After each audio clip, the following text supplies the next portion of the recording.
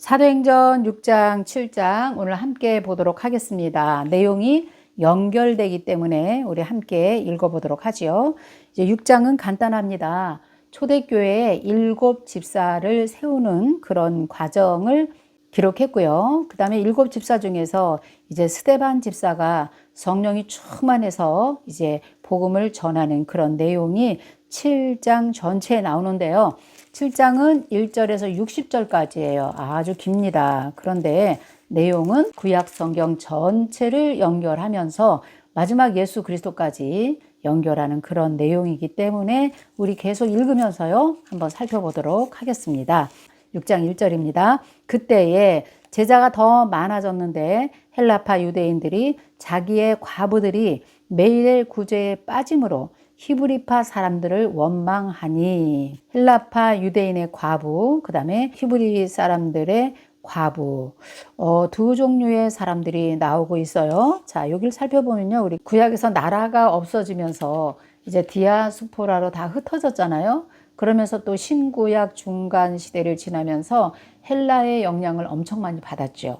그래서 본국이 아닌 이스라엘 본토가 아닌 다른 지역에서 헬라파 영향을 받으면서 살았던 사람들을 헬라파 유대인이라 그래요.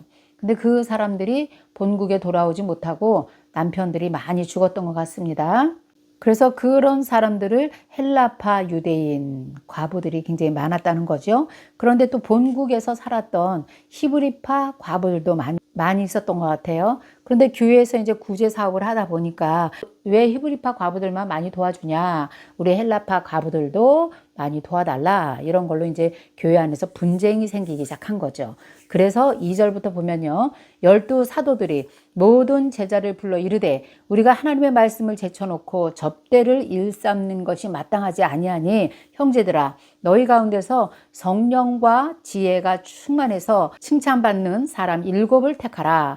우리가 이 일을 그들에게 맡기고 우리는 오로지 기도하는 일과 말씀 사역에 힘쓰리라 하니 온 무리가 이 말을 기뻐하여 믿음과 성령이 충만한 사람 이제 7명을 선택하게 됩니다. 자, 사도들이 말합니다. 우리는 오로지 기도하는 일과 말씀 사역에 힘쓰고 싶다. 아주 이게 정말 정확한 말이죠.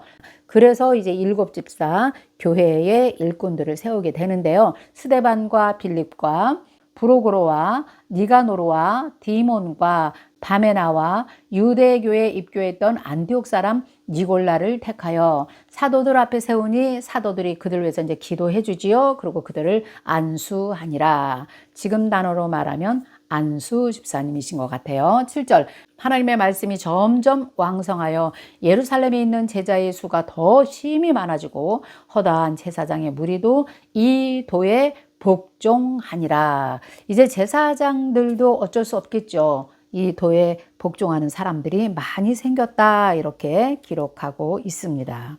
이제 스데반이 은혜와 권능이 충만해서 큰 기사와 표적을 이제 민간에게 행하는 것을 기록해 놓았습니다. 9절입니다.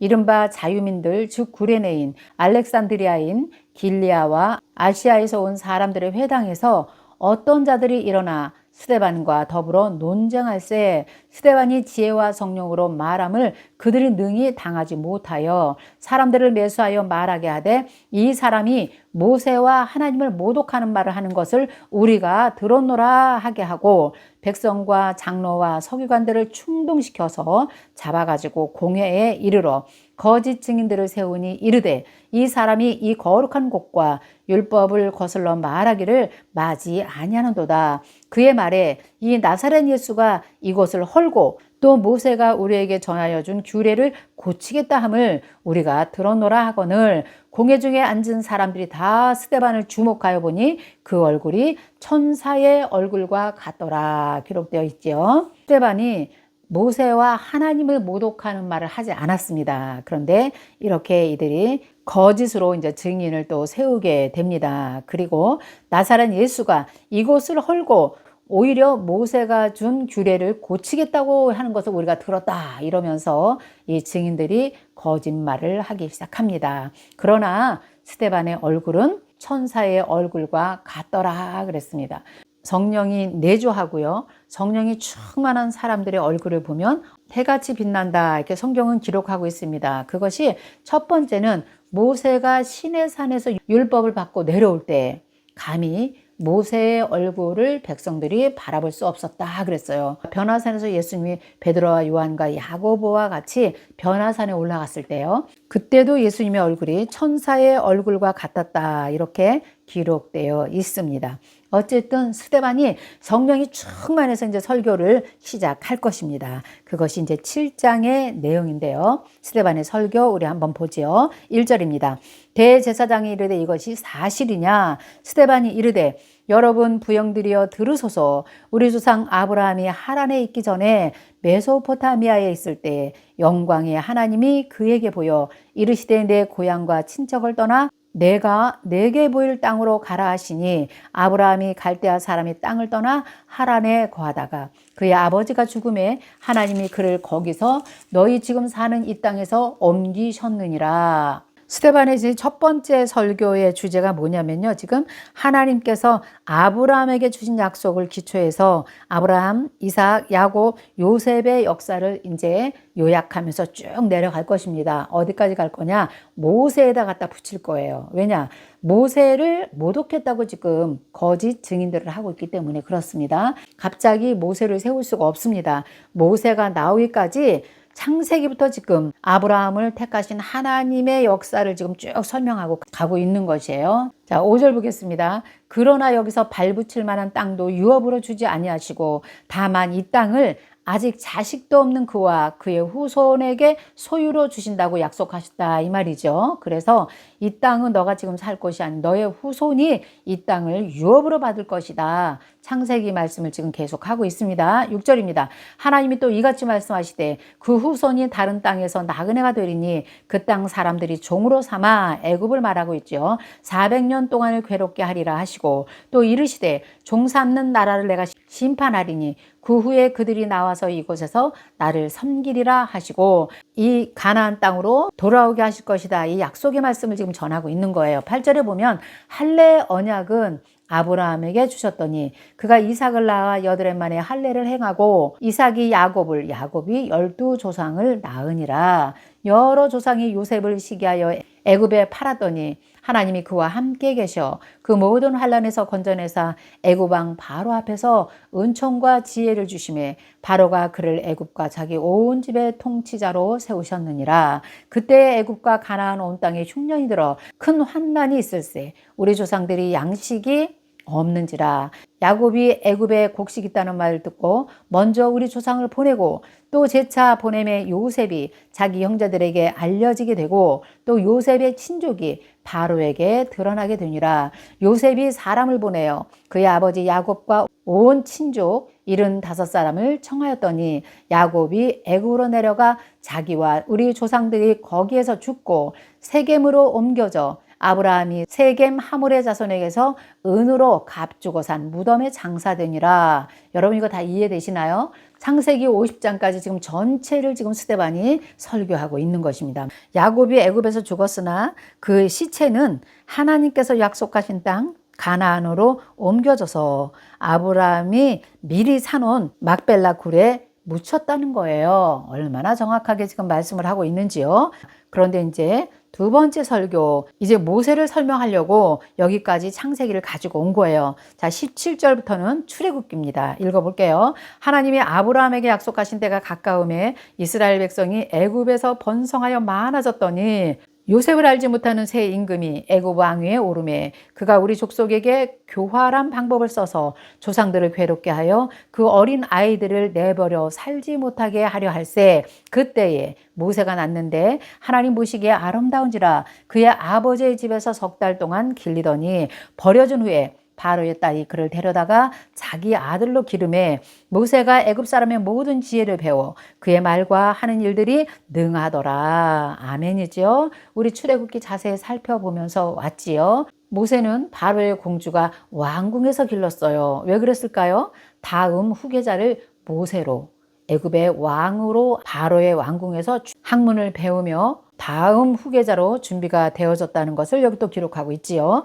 22절입니다. 모세가 애굽 사람의 모든 지혜를 배워 그의 말과 하는 일들이 능하였더라. 그런데 이제 나이가 40이 되매 그 형제 이스라엘 자손을 돌볼 생각이 나더니 자기의 뿌리는 히브리인이라는 걸 알고 있는 거예요. 모세는요. 한 사람이 원통한 일 당함을 보고 보아하여 압제받는 자를 위하여 원수를 갚아 애굽 사람을 쳐 죽이니라. 그는 그의 형제들이 하나님께서 자기의 손을 통하여 구원해 주시는 것을 깨달으리라 생각하였으나 그들이 깨닫지 못하였더라. 이튿날 이스라엘 사람끼리 싸울 때 모세가 와서 화해시키려고 하여 이르되 너희는 형제인데 어찌 서로 해치느냐 하니 그 동물을 해치는 사람이 모세를 밀어뜨려 이르되 누가 너를 관리와 재판장으로 우리 위에 세웠느냐? 내가 어제는 애굽 사람을 죽임과 같이 또 나를 죽이려느냐 하니 모세가 이 말 때문에 도주하여 미디안 땅에서 나그네가 되어 거기서 아들 둘을 낳으니라. 40년이 참에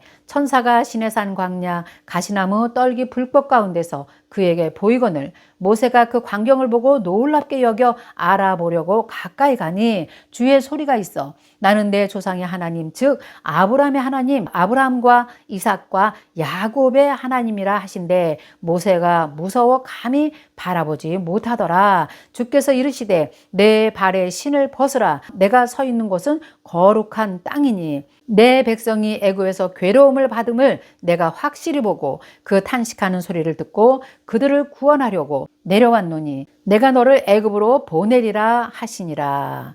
자, 이제 출애굽기 앞부분이에요. 3장에서 떨기나무에서 하나님을 만나는 그 광경을 지금 기록해 놓은 것이지요. 35절 볼게요. 그들의 말이 누가 너를 관리와 재판장으로 세웠느냐 하며 거절하던 그 모세를 하나님은 가시나무 떨기 가운데서 보이던 천사의 손으로 관리와 속량하는 자로서 보내셨으니 이 사람이 백성을 인도하여 나오게 하고 애굽과 홍해와 광야에서 40년간 기사와 표적을 행하였느니라. 이스라엘 자손에 대하여 하나님이 너희 형제 가운데서 나와 같은 선지자를 세우리니 하던 자가 곧 이 모세라. 시내산에서 말하던 그 천사와 우리 조상들과 함께 광야 교회에 있었고 또 살아있는 말씀을 받아 우리에게 주던 자가 이 사람이라. 지금 스데반이 계속해서 출애굽기를 길게 설명하면서 모세를 지금 찾아가고 있는 중이에요. 왜 그럴까요? 모세를 모독했다고 했기 때문에 당신들이 좋아하는 그 모세, 나도 모세를 좋아하고 하나님께서 그를 쓰신 것을 나도 인정한다. 나는 결코 모세를 비방한 적이 없다 하면서 모세를 강력하게 지금 설명해 내면서 37절이 그 말씀이에요. 이스라엘 자손에 대하여 하나님이 너희 형제 가운데 나와 같은 선지자를 세우리라 하던 자가 곧 이 모세라. 정확하게 지금 말씀하고 있죠. 38절 시내산에서 말하던 그 천사와 우리 조상들과 함께 광야 교회에 있었고 또 살아있는 말씀을 받아 우리에게 주던 자가 이 사람이라. 보세요. 그래서 나는 모세에게 하나님께서 율법을 주셨잖아요. 그 율법을 백성들에게 가르쳤잖아요. 이 말씀을 나도 귀하게 여긴다. 지금 이 말씀을 하고 있는 것이죠. 그런데 39절 그러나 우리 조상들이 모세에게 복종하지 아니하고자 하여 거절하며 그 마음이 도리어 애굽으로 향하여 아론더러 이르되 우리를 인도할 신들을 우리를 위하여 만들라. 애굽 땅에서 우리를 인도하던 이 모세는 어떻게 되었는지 알지 못하노라 하고 그때에 그들이 송아지를 만들어 그 우상 앞에서 제사하며 자기 손으로 만든 것을 기뻐하더니 하나님이 외면하사 그들을 그 하늘의 군대 섬기는 일에 그냥 내버려 두셨다. 하늘의 군대 1월 성신 그 우상을 말하고 있습니다. 그냥 하나님이 내버려 두었다는 거예요. 이는 선지자의 책에 기록된 바 이스라엘의 집이여 너희 광야에서 40년간 희생과 제물을 내게 드린 일이 있었느냐? 몰록의 장막과 신 네판의 별을 만들었으며 이것은 너희가 절하고자 하여 만든 형상이로다. 내가 너희를 바벨론 밖으로 옮기리라 함과 같으니라. 자, 이렇게 이스라엘 백성들이 하나님께 율법을 받고 하나님의 백성으로 택함을 받았지만 틈만 나면 애굽으로 돌아갈 생각을 하고 애굽의 신 금송아지를 만들고 43절 같은 경우 몰록신과 신 네판의 별을 만들어서 그들에게 절하면서 너희들은 여전히 우상을 섬기며 살았다는 겁니다. 몰록에게 자기의 자식을 불에 태워서 바치는 이런 끔찍한 일들을 하면서 너희는 살았다는 거죠. 그래서 하나님께서 너희를 바벨론 밖으로 내가 옮겼다. 하나님께서 예비하신 그 젖과 꿀이 흐르는 가나안 땅, 그곳에서 살 자격이 안 된다는 거예요. 그래서 너희를 바벨론 밖으로 옮겼다 말씀하고 있죠. 44절입니다. 광야에서 우리 조상들에게 증거의 장막이 있었으니, 성막을 말하고 있겠죠. 이것은 모세에게 말씀하신 이가 명하사 그가 본 그 양식대로 만들게 하신 것이라. 우리 조상들이 그것을 받아 하나님이 그들 앞에서 쫓아내신 이방인의 땅을 점령할 때 여호수아와 함께 가지고 들어가서 다윗 때까지 이르니라. 성막을 광야에서 하나님께서 그 모형을 주시고 광야에서 하나님께서 함께 해 주셨지만, 그것을 가나안 땅을 점령하고 갈 때도 여호수아가 가지고 갔다 그랬죠. 그래서 가나안 땅에 들어가서도 세겜 땅에 성막이 있었고요. 이것이 다윗 때까지 있었다는 거예요. 성전이 지어지기 전까지 내가 거기서 너희와 함께 있었다. 46절. 다윗이 하나님 앞에서 은혜를 받아 야곱의 집을 위하여 하나님의 처소를 준비하게 하여 달라고 하더니, 그렇게 했지만 하나님께서 허락하지 않으셨다는 거예요. 왜요? 다윗은 전쟁에서 많은 피를 흘렸기 때문에 하나님의 집을 건축하는 일에는 너는 합당하지 않다. 그러므로 너희 아들 솔로몬이 성전을 짓도록 하라. 이렇게 하나님께서 허락하셨다는 거예요. 47절. 솔로몬이 그를 위하여 집을 지었느니라. 그러나 지극히 높으신 이는 손으로 지은 곳에 계시지 아니하시나니, 선지자가 말한 바 주께서 이르시되 하늘은 나의 보좌요 땅은 나의 발 등상이니 너희가 나를 위하여 무슨 집을 짓겠으며 나의 안식할 처소가 어디냐. 이 모든 것이 다 내 손으로 지은 것이 아니냐 함과 같으니라. 그래서 하나님은 솔로몬이 그렇게 웅장한 성전을 지었지만 그 성전 안에 특정한 장소에 머물러 계시지 않는 분이라는 것을 설명하고 있어요. 하나님은 무소부재하신 분이다. 이것을 설명하고 있습니다. 자, 51절 볼게요. 목이 곧고 마음과 귀에 할례를 받지 못한 사람들아, 너희도 너희 조상과 같이 항상 성령을 거스리는도다. 목이 곧고 마음과 귀에 할례를 받지 못한 사람들, 몸, 아브라함을 통해서 하나님께서 후손들이 할례를 받도록 하셨습니다. 자, 몸은 할례를 받았지만 목이 곧고 마음과 귀에는 할례를 받지 못한 것이에요. 다른 말로 말하면 하나님의 말씀을 듣지도 않고 마음에 받아들이지도 않는 이 백성들아, 이렇게 지금 말하고 있는 것이죠. 그래서 항상 너희는 성령을 거스리는도다.